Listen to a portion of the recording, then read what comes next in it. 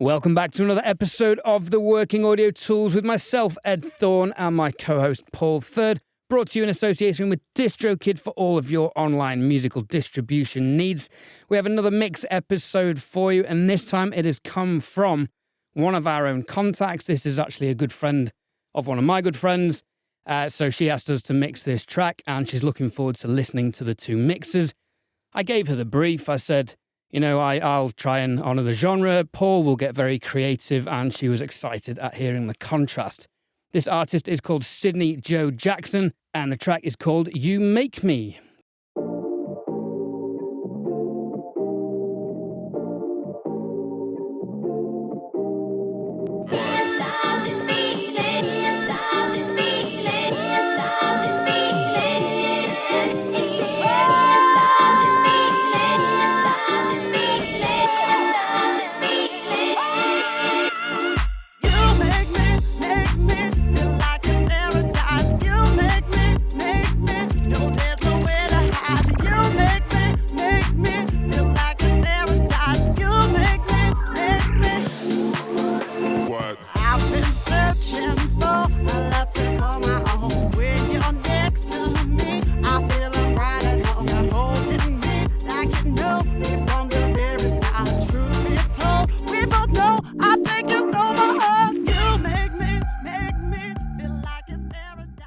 So I don't know about you, Paul, but this track is not in my comfort zone for sure. This is not a style of music I listen to too regularly, unless I'm, out and about, lad about town. I did some research into different artists, and basically what I realised was vocals quite loud, hi-hats very loud, and kick drum. Right, now, before I kind of go into anything about this mix, I just wanted to very quickly talk about a few reflections that I had from last week and the week before.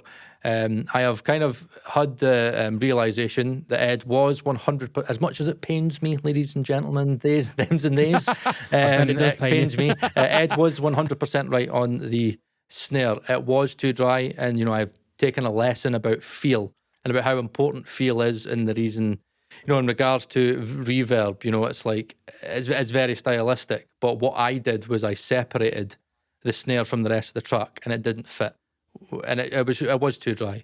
So I have spoken to Ed, and I've asked him, how he kind of processes drums, and he's been very kind enough to, to talk with me about, his reverbs, and I was using reverb on the overheads, which again I've learned wasn't the best thing, and I've learned how to do drums a little bit better, and I thank Ed for that. In regards to the sound of my mixes, I've realised that I don't like low mids. I've got this thing about listening to mud. That's a preference. That's the way I like to hear music. But again, it's not kind of an industry thing. And again, it's a very big balance between, if you take out too much mud, then you could kind of increase upper mid-range, which sometimes can make your mixes sound a little bit scooped and maybe a little bit too present. Okay, so I have backed off ozone clarity. I've kind of realised that about 25%, maybe it is a little bit too toppy. So I've dialed it back in this mix to about 10-12%. I've taken clarity off the instrument bus and also the vocals. I was using the mud preset to kind of take out a little bit of mud, but I think I've just overall made maybe my mixes a little bit thinnish. So I've worked on that. So I'm trying to have that balance between things not sounding muddy but still having enough warmth. I hate that term, but that's what people call it, warmth in your mixes. And yeah, we've decided not to over limit our mixes. That was not a very, very clever thing. I think we just absolutely kind of smashed the shit out of our mixes. And funny story about that, Paul. I got my personal best of minus 2.1 LUFS today. And sounds it terrible, didn't sound doesn't good. So it was hanging on for its dear life at -6, and I backed it off to -8.5. And actually, on listening back, I think I should have taken it back to 9.5 at least. So I think what Paul's trying to say in a nutshell is that we grateful for your comments. We take them on board. We do take on board every comment. And like I think we discussed in the last mix episode, we're both good at considering every comment because we can learn something from everyone. And then both of us will decide what we agree with and what we don't agree with. And that is what will make us unique and make our mixes very different, which should be an interesting contrast for you guys listening. You brought up an interesting thing, though, when you were talking about the effects and how I'm guessing that the effects on headphones respond differently to speakers, because in a room I'm also hearing the influence of things in the room, different reflections, even though it's reasonably acoustically treated. But things like my camera lighting barn doors resonating, stuff like that you won't have in headphones. I wonder if there's something about the haptics of effects that I'm getting on speakers. So I use 3 snare drum reverbs, a very short one, a gated one, and a long one that kind of overtakes from the gated one. And there's a certain amount of body to that it gives the snare drum that I think in particular works. I know you do a similar thing with vocals that's interesting. So maybe that's one interesting contrast of mixing on speakers versus headphones. Guys listening, we'd love to know your thoughts on that. But going back to the effects, you are very much someone who wants credit for your creativity. You are a very creative mixer. And I get why in the last mix you did go full on with the effects. And as I said, I gave you praise in the episode. There were some very, very good, beautiful, creative moments. But we have a different approach in that you want everyone to hear those, whereas though my live sound training was basically bring the effects up until you can hear them and then back them off. But then if you mute them, there's something missing. And with reverbs and delays, that's always been my approach. And I take comfort or confidence, at least, in that when you listen to a Spike Stent mix, more often than not, I mean, a lot of the times the vocals are bone dry, but there are some effects, but they're so subtle. I don't feel like the pop music scene is full of effects. There'll be very choice words or placements for effects rather than just the same reverb all the way through. And I mean, that's an automation thing. But did you have any more thoughts on that, or should we get into the mix? And who's do you want to listen to first? Look, very just quickly, right? Ed is bang on, and how I fixed that for anybody listening on this mix is I am using these, which are the Olo S5X.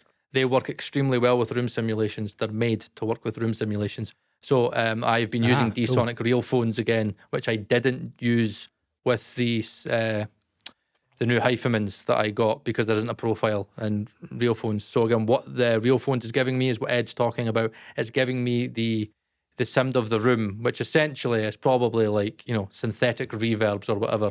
So, what that's giving me is kind of reverb on top of reverb, which is kind of allowing me to kind of sit back and go, okay, headphones are really dry, but at the end of the mix, this is letting me kind of judge the reverbs and delays a little bit better. So hopefully, you could hear it in this mix. Ed, very interesting, right? Before we listen to the mix, this is the very first time me and you have ever mixed like a house or like a dance track. I'll be very interested to hear your approach on the drums here, because we don't have acoustic drums for the first time. You know what I mean? It is, kick, kick, kick, kick, claps for the snare and hi-hats. And we were speaking during the week, and I know that you were saying that you took the approach of having the hi-hats very loud. Mines aren't as loud. They're there because I know it's important. Are your hats louder than the claps? Yeah, that's kind of the genre, I think. Right, okay. Let's get into it. I think this will be quite interesting. This is Paul Third's mix of Sydney Joe Jackson's You Make Me.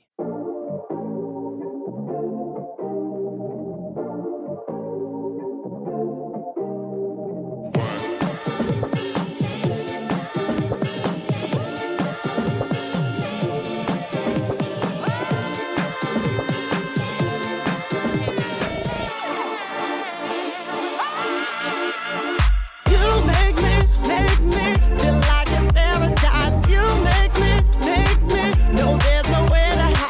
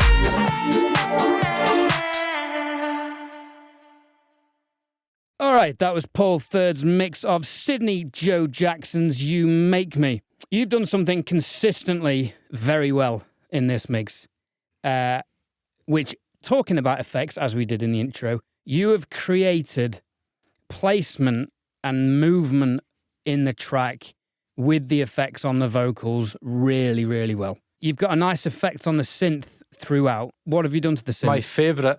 Remember the plugin I told you about that I like to use quite a lot? Tremolo. No, well, sometimes that one. It was the Autopan. Melda Autopan. Again, used it again. The one I forgot to download. Yep. That's a great shout. Okay. And anything else? I added in a chorus and I added the Autopan as well, just because I felt that the synth, I don't know, it was just maybe a little bit, could have done with just a little bit more wetness to it and just like a little bit more movement. So I've added a little bit of subtle kind of chorus to it. And then I've used the Autopan just to kind of give it that movement.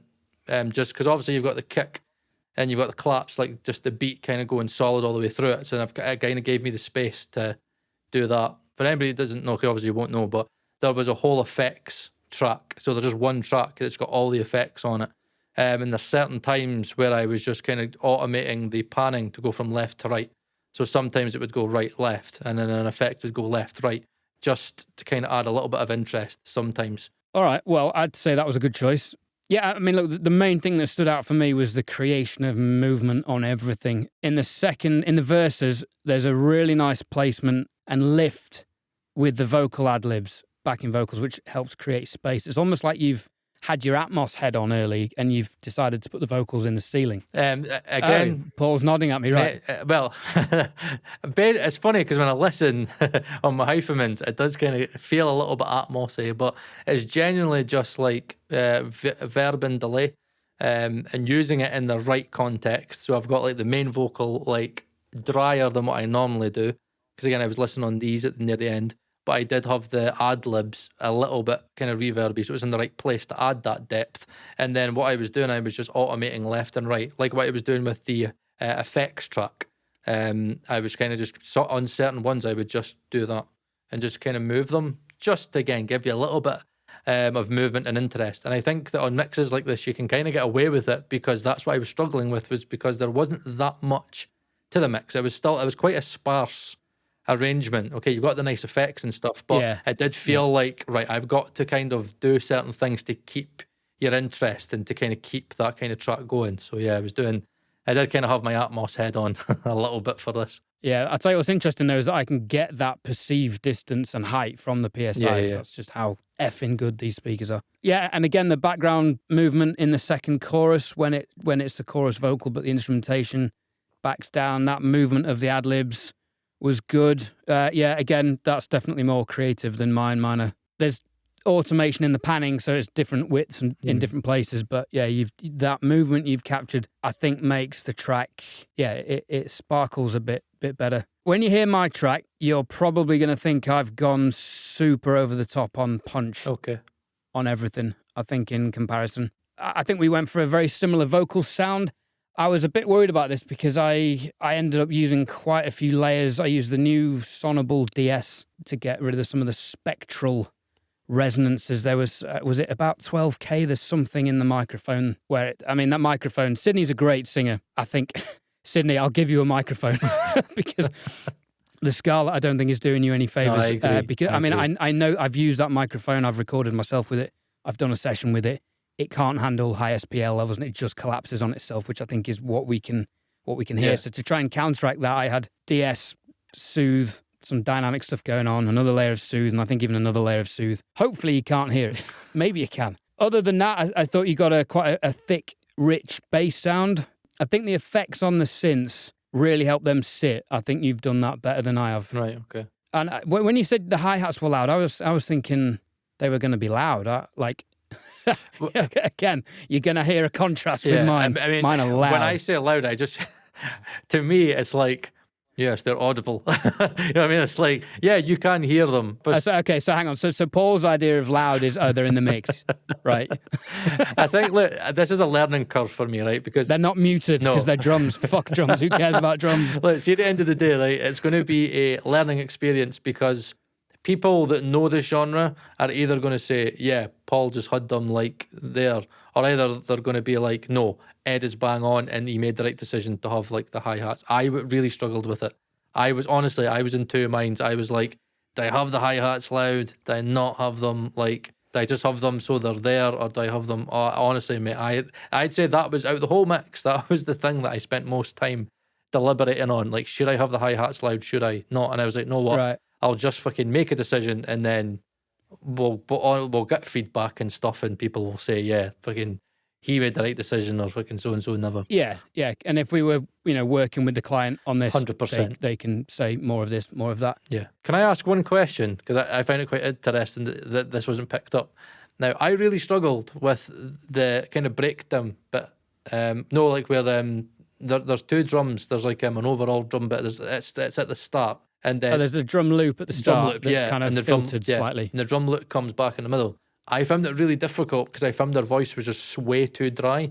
So I actually added an auto pan, a very slight auto pan, and I added, I can't remember, I think it was chorus. I think I added a bit of chorus and a bit of auto pan. So in that one bit, our vocals just kind of doing that. Because I found it was too dry, and giving it too much reverb I thought wasn't working. So, but it's interesting that you didn't pick up on that. So maybe for the very first time in Paul Third history, I've maybe made something that was not heard but felt. Maybe I finally got that. Maybe I finally understood. No, you could feel it, but you can't necessarily hear it. So you take it you didn't pick that up, that there was like a difference in effects in that one bit. No, I didn't notice there was panning. Maybe I would have done if I had headphones on over speakers. Right. Okay. Again. Leave your comments on that. But I just felt there was a movement to it and an energy to it. So interesting idea. That is something I would never have thought about. Kick sound. And lastly, before we listen to yours, I promise we are going to get to Ed's. Because this is very kind of genre kind of specific, right? Kick sound. What did you think of the kick sound? Am I going to listen to your mix and it's like, is that what I'm basically going to hear? Yeah, mine's knocking pretty hard. Right, okay. But the interesting thing with this is why I wanted to do this track, because it's out of our comfort zone. Yeah, totally. So in terms of how do we get this right, we have to go away and do research and listen to stuff and reference stuff. What do we do? Because like the hi-hats, for example, if you felt they were too loud, for me, listening to the genre, they're uncomfortably loud. So I think I've even backed them off a little bit compared to maybe what some of the more genre-specific engineers would do. My approach with the hi-hats was loud, take out the harsh frequencies. I think there was, 4K was clashing with the vocals a bit, right? And then saturate them. So they're probably louder than they are harsh, I hope. Okay. Anyway. Right, I think we've waffled enough about my mix, sorry, I do tend to waffle. Right, let's listen to Ed's mix of Sidney Joe Jackson's song. Are you ready? I'm ready. Let's do it.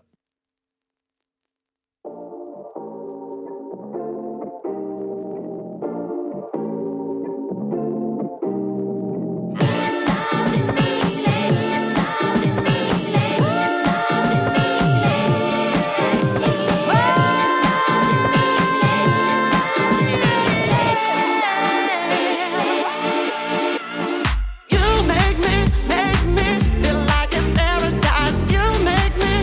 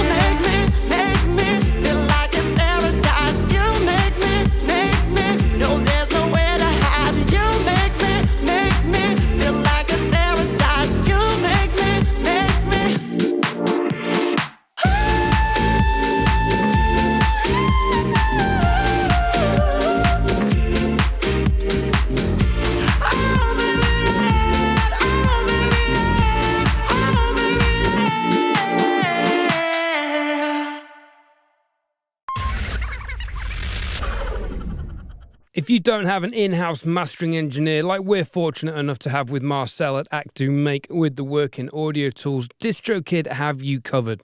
For just $99 a year, you can buy unlimited mastering for all of your tracks in tandem with unlimited releases via DistroKid. Mixair from DistroKid uses AI technology to measure the EQ and the dynamics of your track and then present you with numerous options to tweak and customize your master. You can flip between the original and the generic mastered option.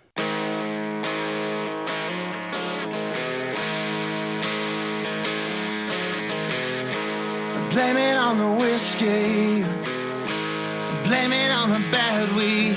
So instantly we can hear that's making the track louder, and it's also slightly flattening the EQ, bringing in a little bit more of the mid-range and of course the top end. We can adjust the intensity, which is how much compression and limiting is being applied to the track. Blame it on the only thing you've ever seen. Run and tell your mother. Blame it on your brother. I think somewhere in the middle works for this track. And the EQ options are self-explanatory. We can make the track effectively duller or brighter. Just ain't right. All you do is lie. All you do is try to deny. All you do is lie. Even when you know it just ain't right. All you do is lie.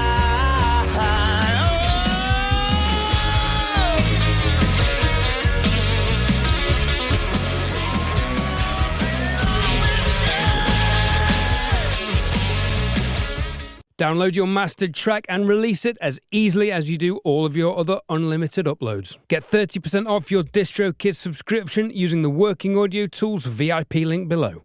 For me, I have to say that I thought it translated really well to headphones. I think it's a great mix. I think generally what we've got here is two great mixes, but just two different approaches.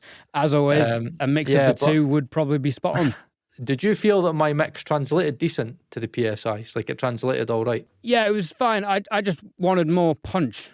But Right, okay, then so my it ears were wasn't- biased because I'd heard mine. And Yeah, so it wasn't like there was... No, you know what I mean? Sometimes where you can kind of get... sometimes where you said you can listen to my mix on headphones and they make more sense. And it's probably maybe I don't have the translation to speakers. But again, the punch thing was because, you actually mixed the record more punchier than me. yeah, But this is probably the best translation I think you've had to headphones, in my opinion. that's interesting. Now, the only things I could speak of, mate, is genuinely like just creative things, really. I think the intro drum loop, I think it's too loud. I think the reason why I say that is because the you make me, that to me is the chorus. And I kind of feel like when the way you start it off and it goes into that, I almost feel like the drums kind of sit back a little bit. And on headphones anyway, I felt that like the drum loop that's at the start and in the middle is actually louder or punches more than the main bit. So I kind of feel like a little bit deflated when I listened to that a little bit, where what I did is I purposely made sure that bit really comes out. So when you kind of builds and then it's like, boom, you make me, and so again, stylistic. No, you're completely right. That's what I heard think so. between the two, Right, okay. listening back just then. Spot on. Right. I liked how punchy I got the drum loop, though. Yeah, oh, mate, it was like really, really punchy. I like the sound. And wide as well. Yeah. Yeah, but I agree. The contrast would help. Yeah. In terms of what I heard, in terms of like genre specific, I would argue maybe I had the right kick sound because I think it needed more click, in my opinion. Did you add samples to the kick? Yes. Now, I think my click's just been swallowed up somewhere in there. Right. I think that's what it is. Because there's one thing I know that when I listen... Now, it's funny, see, like with this song, do you know, remember a song called Lola's Theme from Shapeshifters? No. It goes like, I'm a different person, turn my world around, dum dum dum dum dum dum dum dum. Oh, yeah. I don't know why, but I kind of had that in my head when I was listening to that. Maybe because her vocals reminded me of that That's a good a little reference, bit. yeah. Yeah, so when I was listening to that, the kick was very like, had a lot of click to it. So I think for me, when I heard, it was funny because I thought the the breakdown kind of like sample loop at the start and in the middle, that probably was more sample up. Maybe I'm not doing the right the right hand movements there. I know that Ed's fucking watching. We'll take that out, man. Like that going. Maybe not best to do that. Eh? Hey, you don't edit it, I do. I'll leave that in. I think personally, genre specific wise, I just think it maybe could have done with a little bit more click. I hear there's a difference between the sample drum loop and then the "You Make Me," that one. It just feels like that all of a sudden the low end's got a lot of girth in it. It's nice, but I think genre specific wise, I think it would need more click. But again, subjective, right? There's one bit that I chose, the bit where it goes, "I think you stole my heart." I brought down the lead vocal and brought that backing vocal up a little bit, where I noticed that you heavily low passed that bit. I just feel like it sounded a little bit muddy there, but again, completely stylistic. And I think in certain parts, I think the ad-libs were maybe a bit too loud for me. But again, I've taken a completely different approach where I've purposely chosen to like do the Atmos thing and add lots of reverb to them and sit them further back. So again, that's just two completely different perspectives. But I mean, I think vocals, the loud vocals come from doing my research on Sydney's other tracks online and hearing the she's the artist. Mm-hmm. They're loud. So I think and know what, I think that's something that we should speak about more often, is that when we do these, right, when we do the Produce Like a Pro stuff, and it's like Ed knows the artist, like I don't know the artist, so again, I've not listened to like any of Sydney's stuff. And a lot of the times when we do these mixes, like we don't have rough mixes. Like a lot of the times, well, not like every time, but most times when you receive multi-tracks from an artist, they'll normally give you a rough so you can have an idea of, where their head's at in terms of placement and stuff. So like if I would have had like a rough, then I would know that's not the way Sydney likes her ad-libs, you know what I mean? So probably a rough would have been quite good for the both of us. But I would definitely say, mate, I'd say vocal-wise, I think great vocal sound. I think definitely. I think, have you been taking a leaf out of Paul Third's book with the things we were speaking about with your vocal on this one? Was this my first? I think this is my first full foray into ceilings of sound, or was it my second? No, second. Right. Okay. But I learned off the first time what not to do. I think I was in the ballpark with it. I think we got a similar vocal sound. I might have a little bit more brittleness in mine. I'm sure people will leave kind comments suggesting which one was better. And then the hi-hats, you nailed it, mate. Right. And they're not as loud as what I thought they were going to be.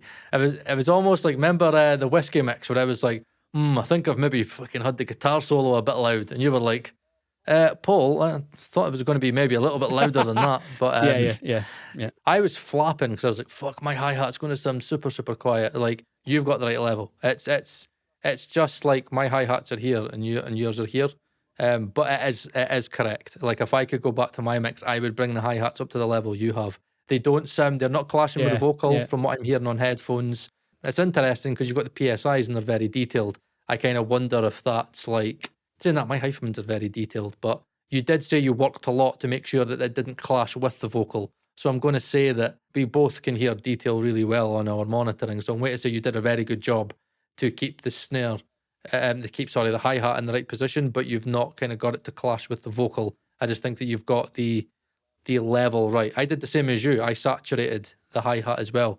I just think that I've been a little bit of a scaredy cat and I've been a little bit too timid and went, it's better to maybe tuck them back a little bit.